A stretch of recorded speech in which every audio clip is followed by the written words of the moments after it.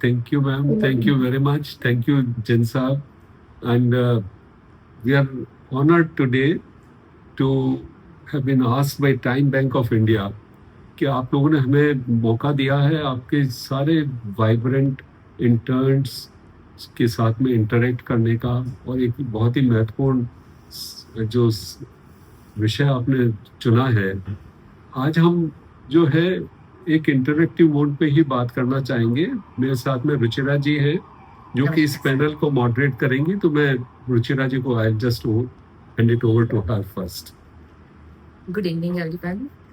Time bank of India द्वारा आयोजित आज के सेशन में मैं doctor Arun Mathur sir, doctor Harish Agrawal sir दोनों का वेलकम करती हूँ।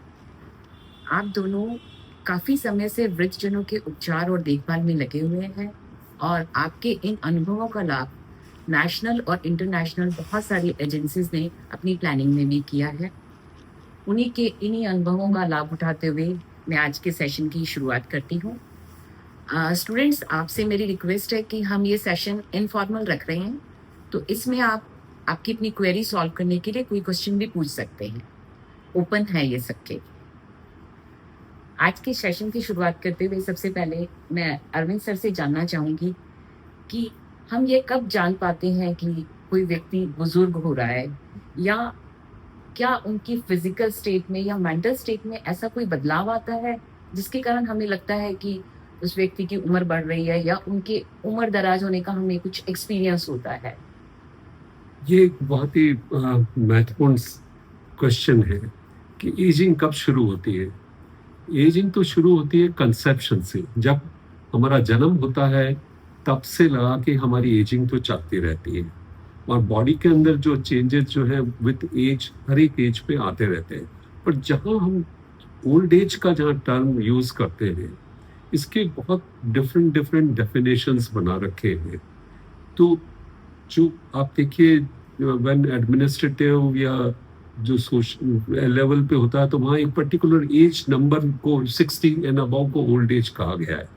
जबकि आप ये देखेंगे कि इस पर्टिकुलर ग्रुप में सारे लोग एक समान नहीं होते। There are very active person at the age of 90, 95, और कुछ लोग जो है इवन 60s के आसपास भी जो है अपने स्वास्थ्य की वजह से परेशान होते हैं। हमारी बॉडी में जो है चेंजेस तो आने शुरू हो जाते हैं 40 साल की उम्र के बाद भी।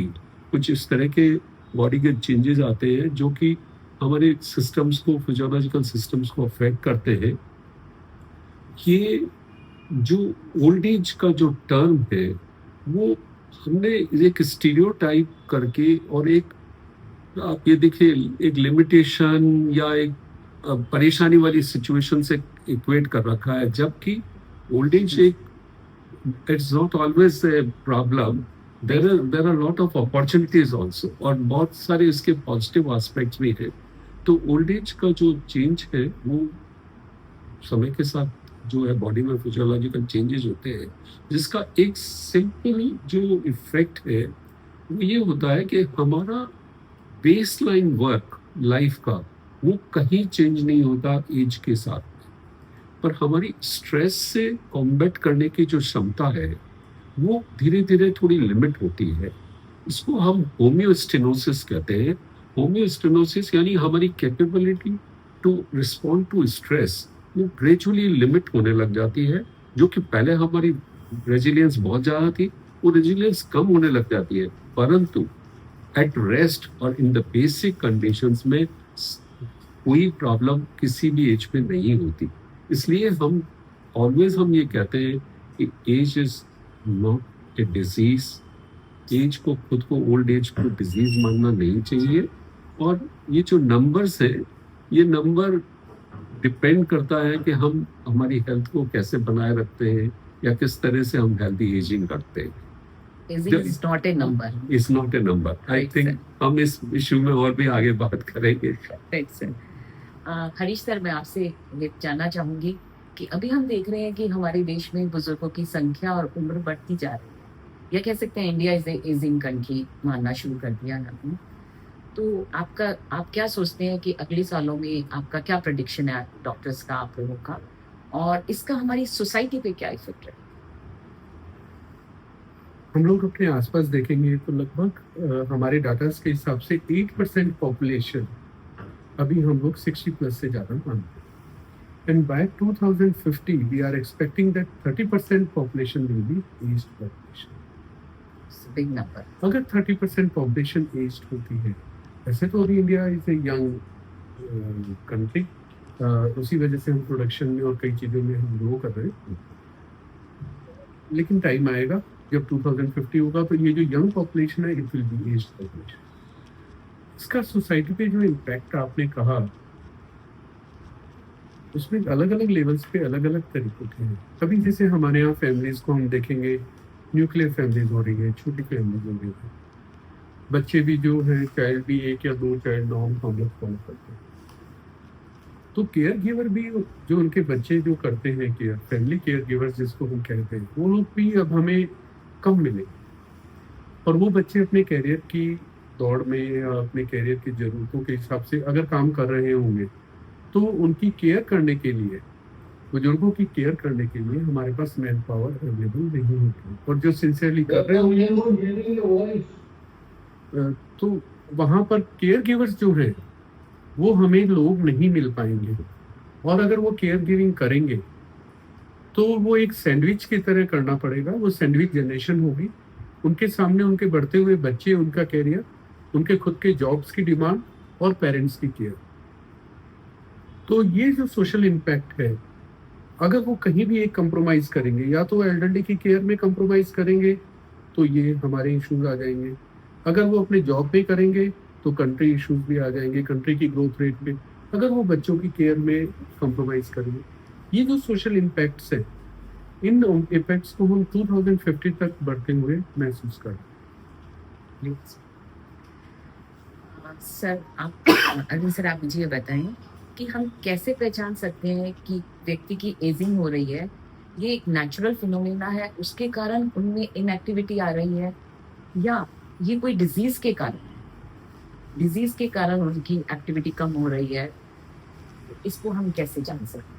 और इसको समझने के लिए हमें एक लाइफ कोर्स अप्रोच का देखना पड़ेगा। हमारी जन्म से हमारे एंड तक के बीच में हमारी बॉडी में क्या क्या ऑल्ट्रेशंस हो रहे हैं, जो हम बात कर रहे थे। तो यहाँ एक टर्म हमें समझनी रहेगी, इंट्रिंसिक कैपेसिटी, यानी हमारी आंतरिक क्षमताएं। ये जो आंतरिक क्षमताएं हमारी बॉडी की जो है, वो हमें हमारे फंक्शनल स्टेटस को बनाए रखने में मदद करती है। हम फंक्शनल स्टेटस से क्या मतलब है कि हम जो चाहते हैं या जो हमें करना होता है वो हम कर पा रहे हैं। तो वो जो एबिलिटी है हमारी, चलने की एबिलिटी हो, देखने की एबिलिटी हो, सुनने की एबिलिटी हो, कम्युनिकेट करने की एबिलिटी हो, ये सारी जो एबिलिटीज़ हमारी है, या सोचने की एबिलिटी हो, ये सारी एबिलिटीज़ हमारी एक आंतरिक क्षमता से बनी हुई है। और ग्रेजुअली, एज आई मेंशन, कि after the age of 40 gradually उनमें डिक्लाइन आना शुरू होता है। परंतु इसमें जो हमारा जो एनवायरमेंटल सपोर्ट है वो उस आंतरिक क्षमता को कंपोजिट करने में मदद करता है। जैसे उम्र के साथ में मेरा विजन कम हो रहा है, और मैं जब ग्लासेस यूज कर लेता हूँ तो मेरा विजन ठीक हो गया। तो यानी जो मेरी फंक्शनल एबिलिटी टू सी वो बराबर मेंटेन रहती है, आंतरिक क्षमता मेरी थोड़ी कम हो गई। सिमिलरली हियरिंग के लिए अगर मैं हियरिंग एड ले लेता हूँ तो मैं आई कैन हियर। तो ये जो ग्रेजुअल जो डिक्लाइन है वो जो शुरू होता है वो आफ्टर द एज ऑफ 60 और थोड़ा स्टीप होने लगता है। एंड ये आंतरिक क्षमताएं कम होती रहती है, परंतु फंक्शनल जो एबिलिटी है वो एनवायरनमेंट की अवेलेबिलिटी से बराबर मेंटेन रहती है।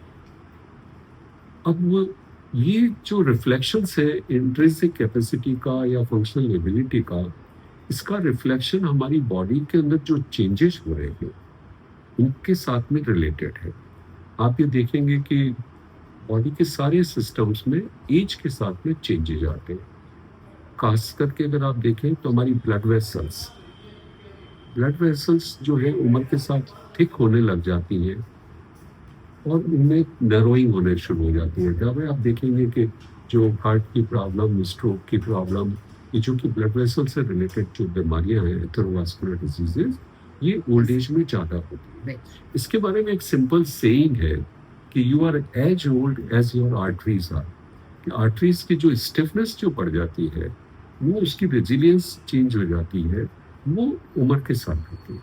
इसी तरीके से हमारे ब्रेन के ऊपर थोड़ा इफेक्ट आता है, जिससे कि ग्रेजुअली जो है नंबर ऑफ न्यूरॉन्स कम होने शुरू होते हैं, किडनी के फंक्शंस थोड़े से कम डिक्लाइन होने लगते हैं, इंटेस्टाइन्स का मूवमेंट कम होता है। दैट्स व्हाई आप देखेंगे कि बहुत सारी कॉमन प्रॉब्लम्स, कॉन्स्टिपेशन, इंडाइजेशन वगैरह जो है, तो फिजियोलॉजिकली जो बॉडी की कैपेबिलिटीज हैं उनमें ग्रेजुअल डिक्लाइन होता है। पर again I will mention it कि ये जो डिक्लाइन है वो एट बेस और एट रेस्ट वर्किंग में किसी को भी परेशानी नहीं है। सर क्या हम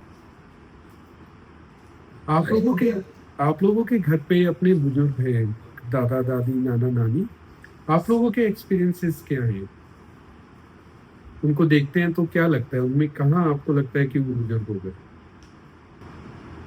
ओल्ड एज कब आती है और कैसे पता लगता है? अच्छा बेटा, आपके घर पे पेरेंट्स भी हैं और दादा दादी, नाना नानी, ग्रैंड पेरेंट्स भी हैं कोई? दोनों में डिफरेंस क्या है? अरे वाह, वेरी गुड। डिफरेंस क्या है दोनों में?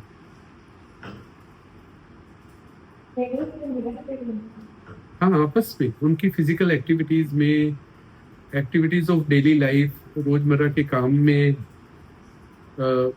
मम्मी खाना कौन बनाते हैं, मम्मी बनाती है, दादी? मिलके बनाते हैं ना? अच्छा, वेरी गुड। अरे वाह,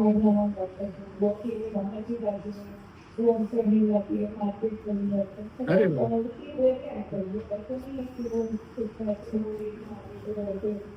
अच्छा बेटा, पेमेंट कौन करता है? ऑनलाइन पेमेंट मम्मी करती है या दादी करती है?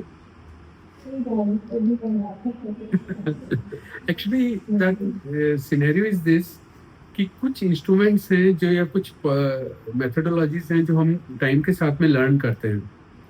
कुछ एक मदर कर पा रही हैं, कुछ दादी नहीं कर पा रही, कुछ दोनों कर पा रही हैं। तो दोनों में वर्किंग में क्या डिफरेंस देखते हैं? फर्स्ट फ्लोर का काम होता है तो कौन करता है, मम्मी करती है, दादी करती है?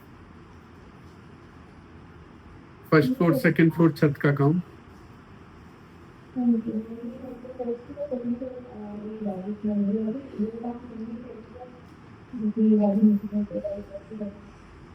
ये जो डिफरेंस है ना बेटा, आपने रियलाइज करेंगे कि ग्रेजुअली, कभी आपने छोटे में देखा होगा तो दादी सब करती होंगी, मम्मी भी कुछ करती होंगी, धीरे धीरे करके चेंजेस आते चले गए।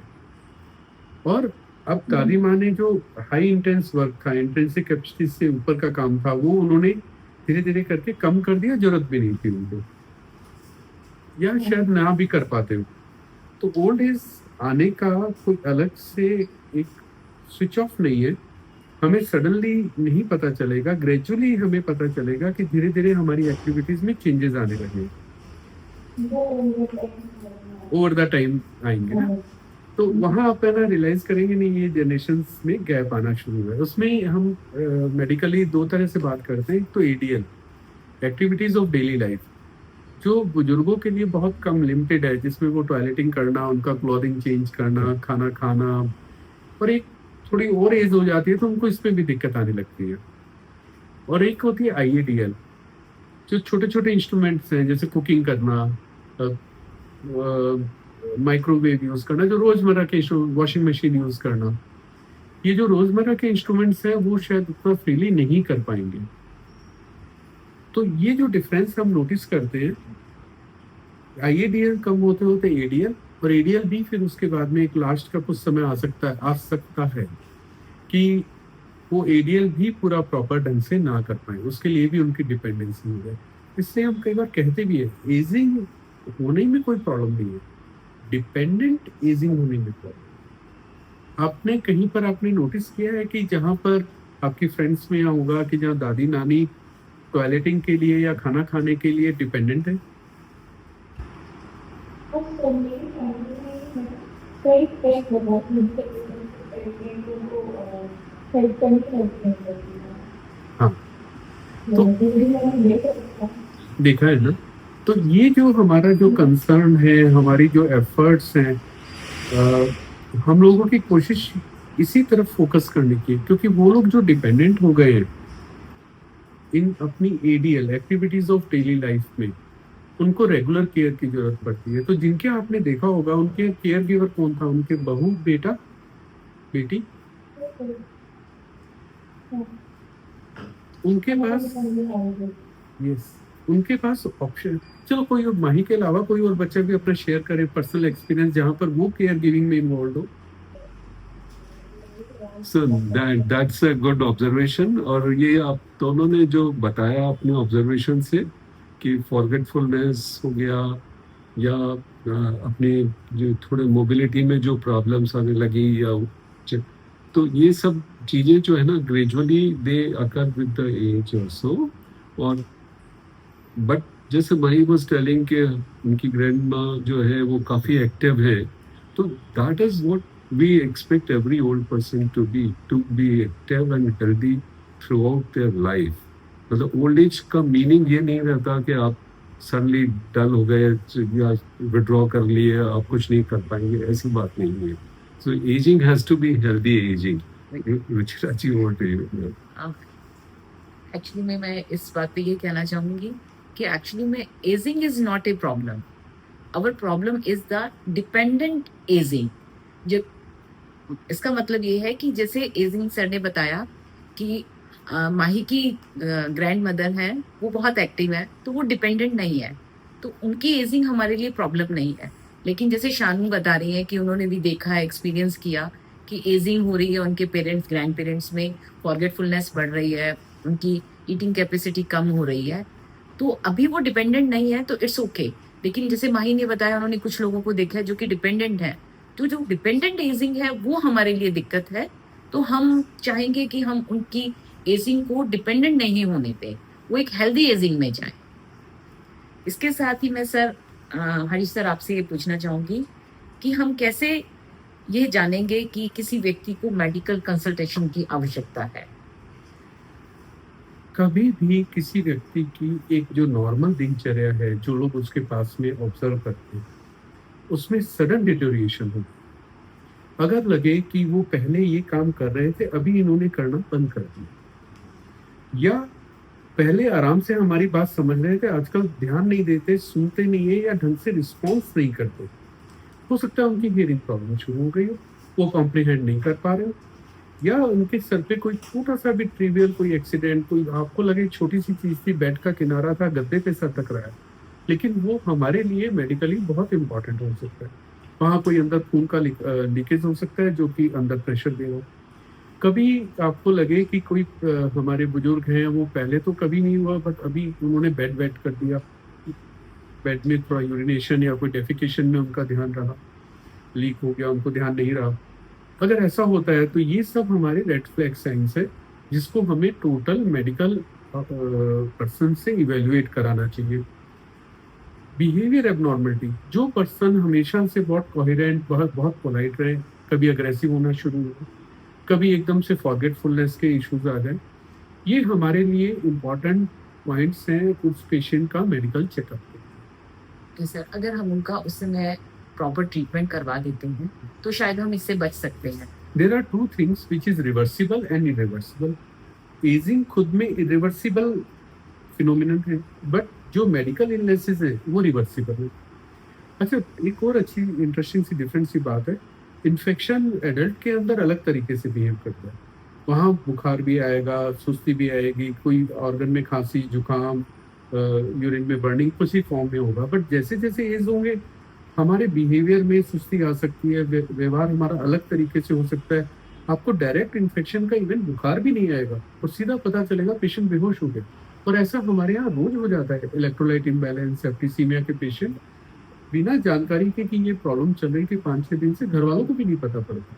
इसका मतलब ये हुआ कि एजिंग के साथ साथ जो डिजीज है वो डिफरेंट टाइप से बिहेव करती है। बिल्कुल, एल्डरली में जो यंग वंस में जो डिजीज है उसका इन्फेक्शन या उसका पैटर्न अलग होगा, लेकिन एजिंग में हमें छोटी से छोटी चीज को ध्यान रखना पड़ेगा हाँ। कि उनकी जरा सी चोट लगती छोटे है, से भी गिरे हैं। बिहेवियर चेंजेस हैं, कोई छोटा सा खाने पीने में डाइट एकदम से कम हो जाना, कभी वॉमिटिंग अननेसेसरी हो जाना, और कभी यूरिन में ज़्यादा समय लगना, कभी कॉन्स्टिपेशन या लूज मोशन, वो हो सकता है अंदर किसी कैंसर का साइन हो सकता है अंदर किसी इन्फेक्शन का साइन हो, और कई तरीके की बीमारियों के साइन हो सकते हैं। तो उनके नॉर्मल बिहेवियर की ऑब्जर्वेशन में चेंजेस हमारे लिए लाभ है। उसमें हमें मेडिकल कंसल्ट करना एक बार कर लेना चाहिए, और एक बार इवेल्युएशन हो जाता है, कुछ टाइमली पकड़ में आता है, तो वो रिवर्सिबल में आ जाता है। लॉन्ग टर्म होने के बाद हो सकता है हम इरिवर्सिबल स्टेज में चले जाएं उस disease के। सर आप मुझे ये बताइए कि कोई ऐसा असेसमेंट टूल भी है जिससे कि हम ये जान सकें कि व्यक्ति को मेडिकल चेकअप की नीड है? ऐसा बिल्कुल ये बहुत ही महत्वपूर्ण चीज़ है जो कि इंक्लूडिंग मेडिकल प्रोफेशनल्स के कॉमन जो हमारे कम्युनिटी में भी सबको मालूम होना चाहिए। जब मैं बात कर रहा था इंट्रिंसिक कैपेसिटी की, उस इंट्रिंसिक कैपेसिटी का जो हम पार्ट देखें तो जो जैसे मेमोरी की बात अभी बच्चे कर रहे थे, मेमोरी हो गया, मन की कंडीशन जैसे डिप्रेशन का मूड कंडीशन है, मोबिलिटी का इश्यू है, सुनने देखने का इश्यू है। तो ये जो कॉमन इश्यूज है, या वेट लॉस का इश्यू है, बिकॉज ये बहुत बार न्यूट्रिशन का प्रॉब्लम आती है ओल्ड एज की। तो ये जो कॉमन प्रॉब्लम्स हम देखते हैं, इनका इवैल्यूएशन अगर हम करने चाहें तो बहुत समय भी लग सकता है, और सारी बातें मेडिकल प्रैक्टिस में उनको प्रैक्टिस करने में बहुत टाइम लगता है। पर अभी विश्व स्वास्थ्य संगठन ने, WHO ने एक integrated care of the older people का एक अप्रोच किया है, जिसमें कि एक सिंपल स्क्रीनिंग टूल से घर के मेंबर्स या स्वयं जो ओल्ड पर्सन है वो स्वयं भी अपने आप को इवैल्यूएट करके और ये तय कर सकता है कि उसको मेडिकल कंडीशन के लिए, मेडिकल कंसल्टेशन के लिए जाना चाहिए या नहीं। तो अभी हम एक आपको इस आईकोप स्क्रीनिंग जो टूल है उसका एक वीडियो आपको दिखाना चाहेंगे, जिसमें कि आप ये 7 मिनट का वीडियो है, जिसमें एक सिंपल सा वे बताया गया है कि how to evaluate an old person at home, जो कि आप कोई भी मेंबर कर सकता है। हम उसका लिंक भी आपको बाद में शेयर कर देंगे। ये UN decade of healthy ageing की वेबसाइट पे भी उपलब्ध है, पर आज हम अभी आपको ये एक बार शेयर कर दिखा रहे हैं। Please just have a look at it. और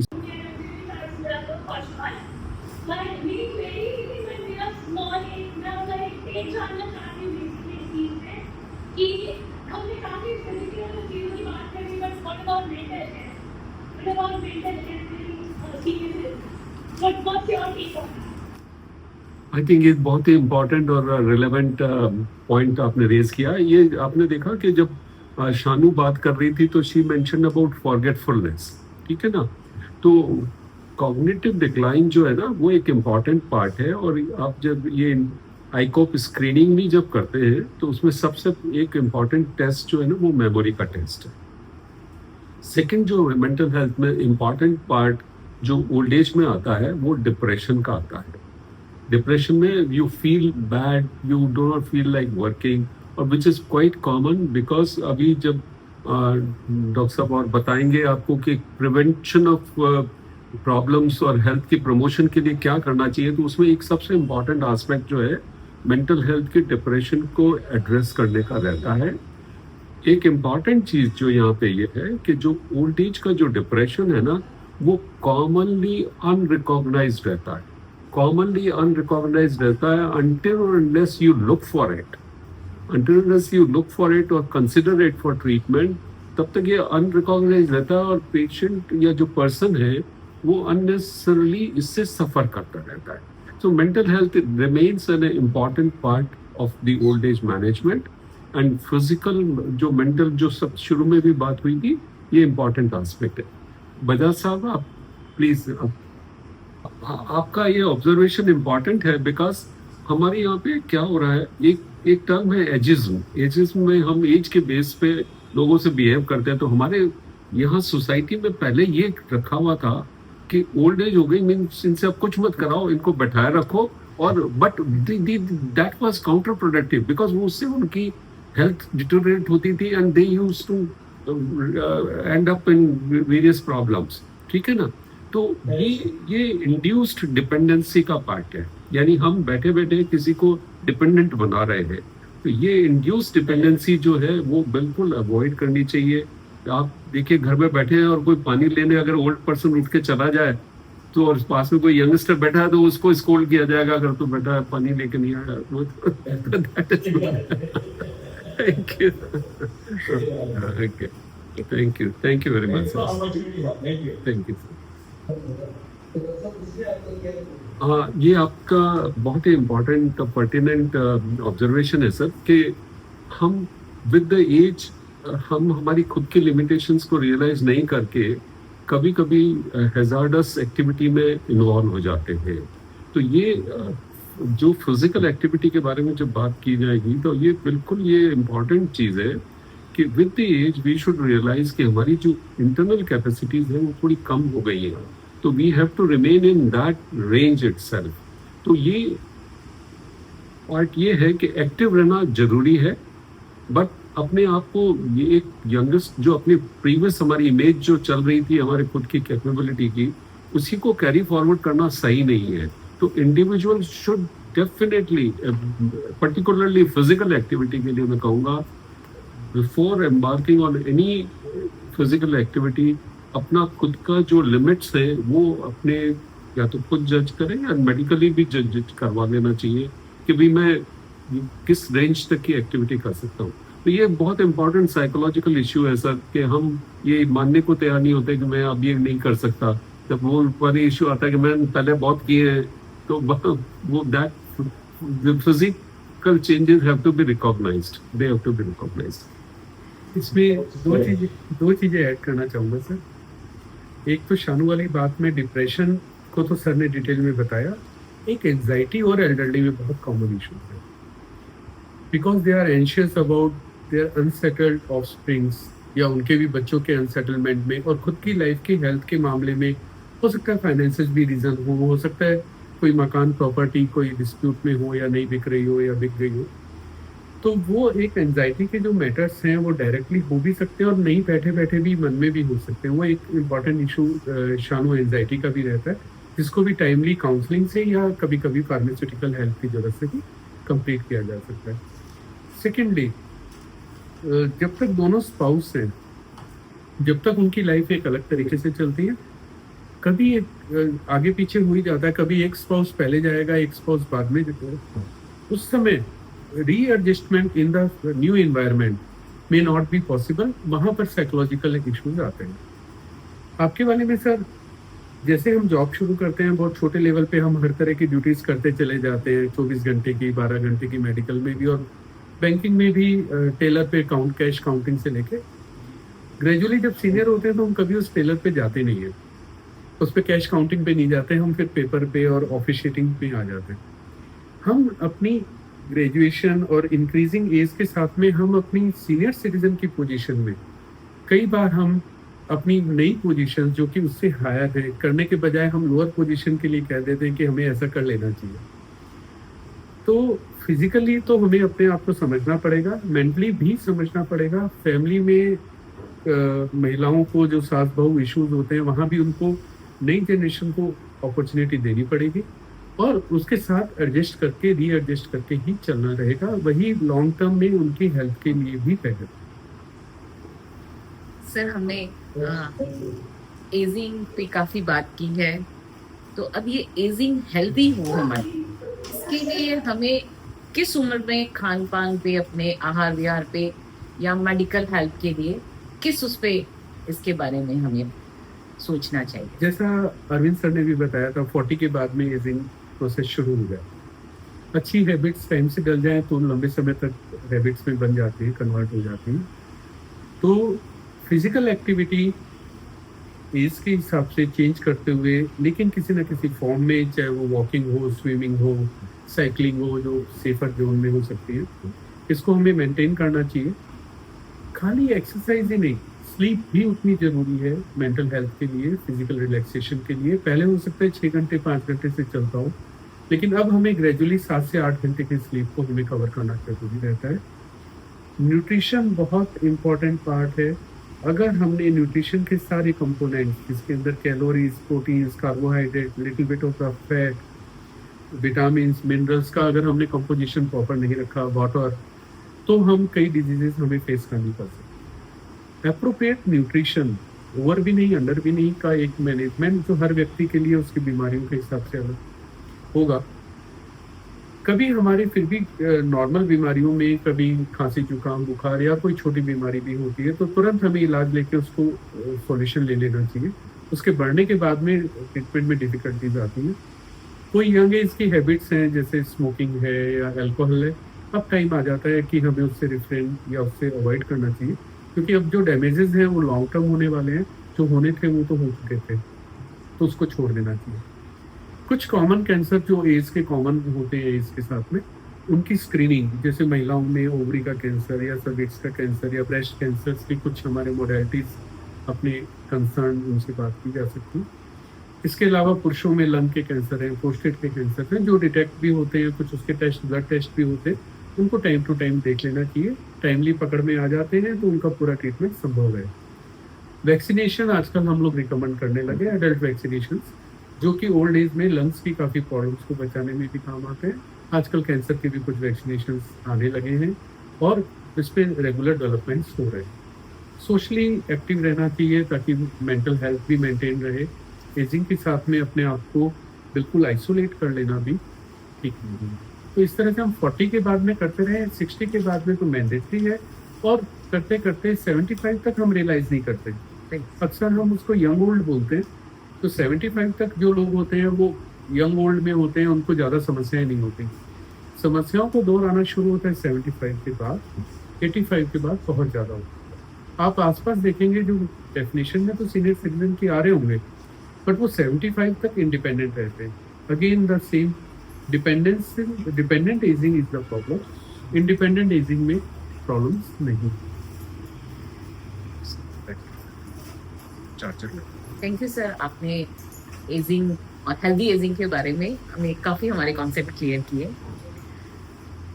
अरविंद सर, मैं आपसे कुछ जानना चाहूँगी कि अधिकतर हम लोग अपने अंतिम वर्षों में, एज के लास्ट में, फिजिकली, मेंटली और फाइनेंशियली चाहते हैं कि इंडिपेंडेंट रहें, और हमारे यहाँ कहा भी जाता है कि हम चलते हाथ पैरों चले जाए, मतलब कि डाइंग विद डिग्निटी। तो क्या हम अपनी अंतिम समय के लिए कि हमारी एज जो डेथ हो ग्रेसफुल हो, इसके लिए कोई हम ऐसी कोई वसीयत या कुछ ऐसा कुछ कर सकते हैं? ये बहुत ही महत्वपूर्ण चीज़ है और इसके बारे में अभी अवेयरनेस हमारी कंट्री में अभी इतनी नहीं है कि मैं मेरी लाइफ के एंड पे किस तरह का ट्रीटमेंट लूँ। मैं नहीं चाहता कि मैं लंबे समय तक लाइफ सपोर्ट ट्रीटमेंट वेंटिलेटर पे रहूँ। अगर मैं नहीं चाहता कि मेरे को अगर मानो कैंसर हो तो एग्रेसिव कीमोथेरेपी दी जाए जिसकी खुद की परेशानियाँ ज़्यादा हो, या कोई ऑपरेशन किया जाए, तो ये डिसीजन जो है वो इंडिविजुअल का होना चाहिए। हर एक इंडिविजुअल अपना लाइफ के जब डिसीजन लेता है तो वो एंड के भी डिसीजन जो है उसके खुद के होने चाहिए।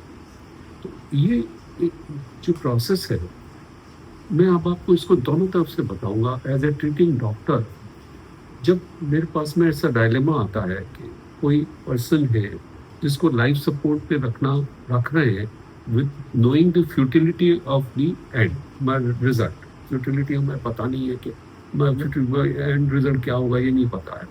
तो ऐसे में लीगली और ethically I am not suppose to decide on my self. अच्छा, दूसरा, जब तक उसकी फैमिली में मेंबर्स में भी वो अगर प्रॉक्सी किसी को दे के गए हो, या जिन्होंने कि मैं जब अनकॉन्शियस हो जाऊं तो मेरे डिसीजन मेरे लिए फला फला देगा, तब तो आप मतलब लीगली एंड मॉरली सपोर्टेड हो, but otherwise it becomes difficult. तो इसको हम एडवांस डायरेक्टिव कहते हैं या लिविंग विल कहते हैं। वो एक बड़ा सिंपल सा डॉक्यूमेंट है which can be prepared by the help of notary और सो, एंड जो भी कोर्ट का जो सिस्टम है उससे, उसमें हम ये तय कर देते हैं कि मेरे एंड के समय में मैं नहीं चाहता कि मेरे को रिससिटेट किया जाए, या मेरे को वेंटिलेटर पर लगाया जाए, या मेरे लिए ऑपरेशन किया जाए। तो ये एक एडवांस डायरेक्टिव जो है बड़ा हम ऐसे बिल करके इम्पोर्टेंट। जा सकते हैं हाँ सर। बिल्कुल करके जा सकते हैं। और मैं तो इस किचन पे हमारे साथ में इतने यंगस्टर्स साथ में जुड़े हुए, उनसे ये मतलब के थ्रू ये मैसेज हम पास ऑन करना चाहेंगे सोसाइटी में कि एडवांस डायरेक्टिव और लिविंग विल एक सिंपल सा सिस्टम अवेलेबल है, जो कि ओल्ड एज में हमारा एंड ऑफ लाइफ केयर को एक रिस्पेक्टेबल या अच्छा बनाने में मदद कर सकता है।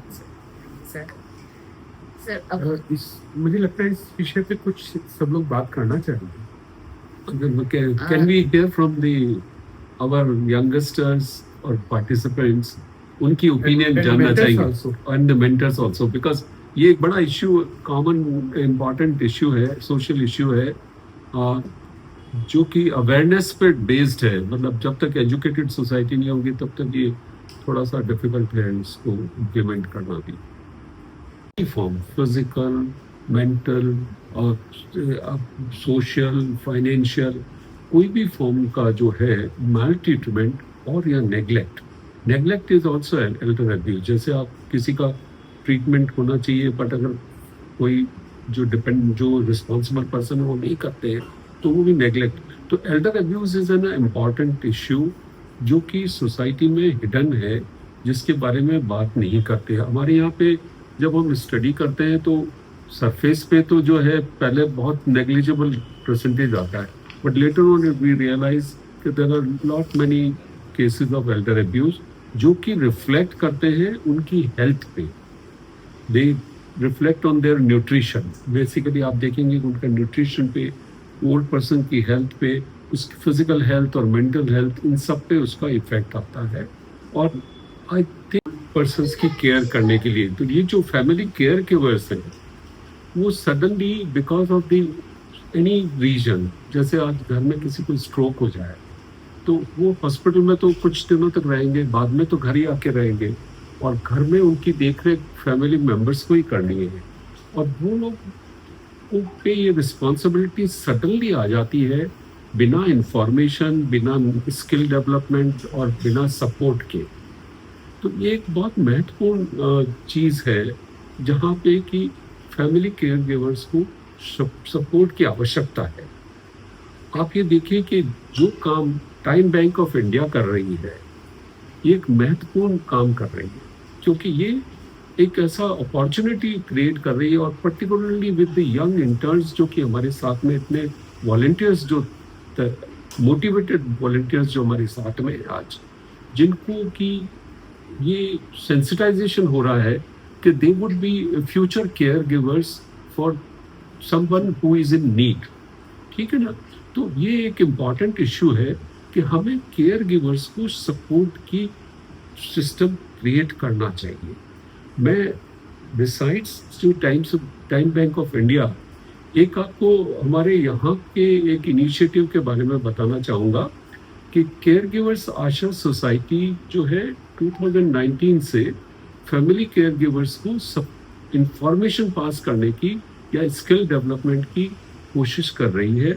जो हमने हमारे यहाँ लकीली प्रोफेसर हरीश जी साथ में है, जहाँ रीजनल जेनेटिक सेंटर है, वहाँ पे जो पेशेंट्स के अटेंडेंट जो मौजूद रहते हैं उनको केयर स्किल्स सिखाने का प्रयास किया जा रहा है। इसी प्रयास के तहत हमने एक केयर आशा ऐप बनाया है। केयर आशा ऐप एक ऐप है जहाँ पे सारी इंफॉर्मेशन अबाउट केयर गिविंग उपलब्ध है, जिससे कि person can learn on themselves by reading them, videos देख के और इंटरेक्ट करके, बिकॉज उसमें एक प्रोविजन है, they can come communicate and interact also with the team.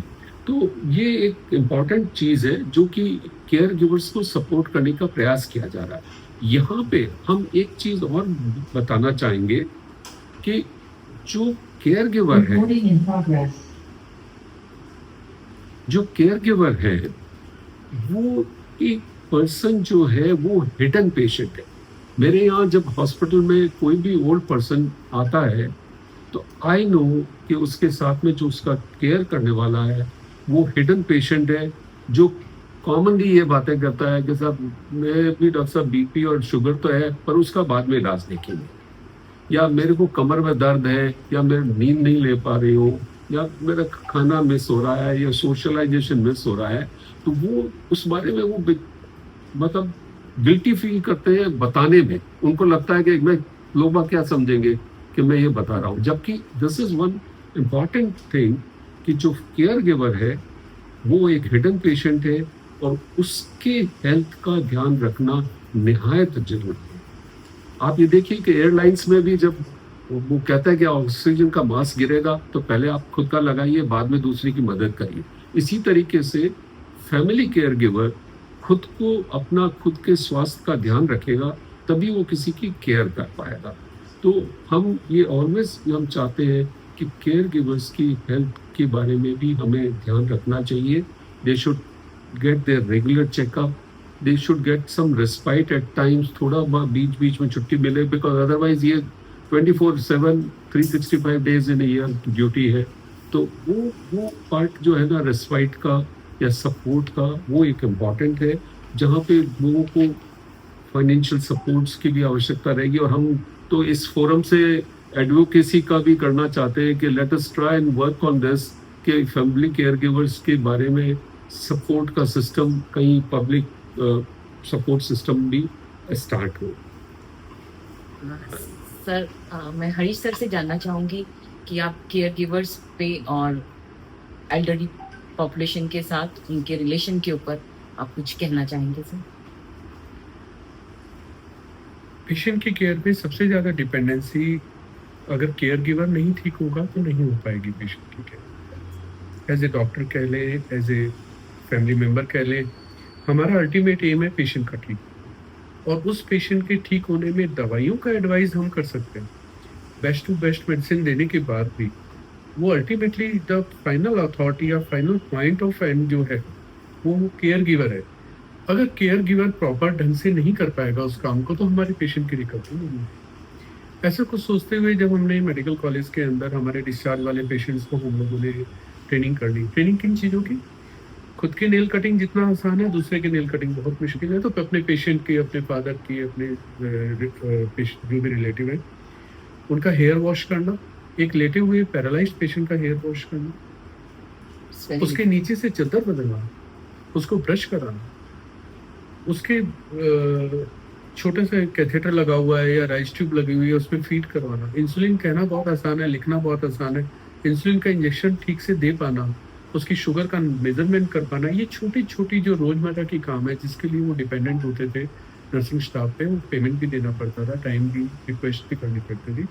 उससे वो इंडिपेंडेंट हो गए और उनके पेशेंट्स के रिजल्ट हमें अच्छे मिलने शुरू। उसी कंसेप्ट पे बाद में जब हम लोगों ने देखा कि वो लोग खुद में बड़े रिलैक्स हुए, क्योंकि now they can manage the patient, उनके ऊपर स्ट्रेस कम हो गया, अरेंजमेंट का स्ट्रेस कम हो गया, फाइनेंसेस का स्ट्रेस कम हो गया, क्योंकि वो ऑलरेडी हम कह चुके हैं वो सैंडविच जनरेशन है। वो अपने परिवार में, अपने पेशेंट को, अपने खुद की जॉब से बीच में पेंडुलम की तरह मूव करते हुए किसी एक चीज़ को फोकस कर रहे होते हैं, उनको आसान हो गया। उसके अलावा हमारे को उन लोगों की हेल्थ के बहुत इंपॉर्टेंट इश्यूज थे। हम लोग मोटिवेट करते हैं भी आप भी अपना इलाज कराओ, आप ठीक नहीं रहोगे तो आपके पिताजी या माताजी जो भी रिलेटिव है या स्पाउस वो कैसे ठीक रहेंगे। तो इन सब चीज़ों से हमें लगा कि केयर गिविंग का बहुत इम्पोर्टेंट है। परिवार में भी कई बार अगर ज़्यादा रिलेटिव आते हैं हम उनको कहते भी हैं कि भाई ये जो मेन केयर गिवर तो एक या दो हैं, आप इनको किसी तरीके से रिलीव करो। इनके बच्चे को छोड़ के आना है, आप छोड़ो। आप 24 घंटे अपनी नौकरी की वजह से नहीं कर पाते, अपने बच्चे को लेके जा रहे हो, इनके बच्चे को ले जाओ, उतना टाइम तो उसका फ्री हुआ। जो दूर के रिलेटिव हैं हम उनसे रिक्वेस्ट करते हैं कि भाई आप कभी आके 2 दिन इनको छुट्टी दे दो, या कोई दूसरे टाइम बैंक ऑफ इंडिया जैसे लोग हैं और कोई सोशल आसपास है, वो 2 घंटे आके बैठ के बेटा तुम ये शादी अटेंड कराओ, परिवार में शादी है, जिससे वो अपने आप को सोशल आइसोलेशन में फील नहीं करें। और कोई विदेश में बैठा हुआ है और अपनी चिंता शो कर रहा है, उनको भी हम कहते हैं आप कुछ फाइनेंशियल हेल्प कर दो अगर इनको नीड है तो। ये सारी हेल्प अपनी अपनी जगह इंपॉर्टेंट है। अल्टीमेटली हम लोगों का एम वही रहता है कि वो पेशेंट की केयर हो जाएगी अगर केयर गिवर ठीक है। इसका मतलब ये हुआ कि केयर गिवर की हम फाइनेंशियली हेल्प कर दें, चाहे हम टाइम दे के हेल्प कर दें, चाहे हम उनकी कोई डे टू डे की एक्टिविटीज़ में हेल्प कर दें, तो उससे केयर गिवर के स्ट्रेस को हम रिलीव कर देंगे, उनकी मेंटल हेल्थ बनी रहेगी। Caring the care giver. या इसका मतलब ये हुआ कि केयर गिवर की केयरिंग करें तो हम शायद एल्डरली की भी केयर अच्छे से कर पाए। एंड हमारे ये एक्सपेक्टेशन हमारी सारी यूथ ब्रिगेड पे है कि they should become a generation of care givers और ए केयरिंग जनरेशन बने, so as to take care of everyone in the community. Sir, आज आप दोनों से हमें जो इंफॉर्मेशन मिली है बहुत ही उपयोगी रही है। इससे हमें अपने बारे में और दूसरे व्यक्तियों के जीवन के जो अलग अलग पड़ाव हैं उनके बारे में काफ़ी जानने का मौका मिला, जो कि मुझे लगता है कि हम सबके लिए बहुत हेल्पफुल रहेगा। इसके साथ साथ मैं स्टूडेंट्स से सबसे कहना चाहूँगी कि आप अपने बुजुर्गों के छोटे छोटे काम में भी अगर हेल्प करते हैं तो वो भी उनके लिए बहुत उपयोगी होता है। ये मत सोचिए कि बड़े बड़े एफर्ट्स करने हैं, आप छोटे छोटे काम कीजिए, क्योंकि जो हमारे छोटे जितने भी बहुत कुछ कर रहे हैं। तो आप सभी से यही रिक्वेस्ट है कि आप अपने स्वास्थ्य का भी ध्यान रखें, साथ में अपने एल्डरली को भी ध्यान में रखें, उनकी रिस्पेक्ट करें और एक अच्छा नेशन बनाने में सबकी हेल्प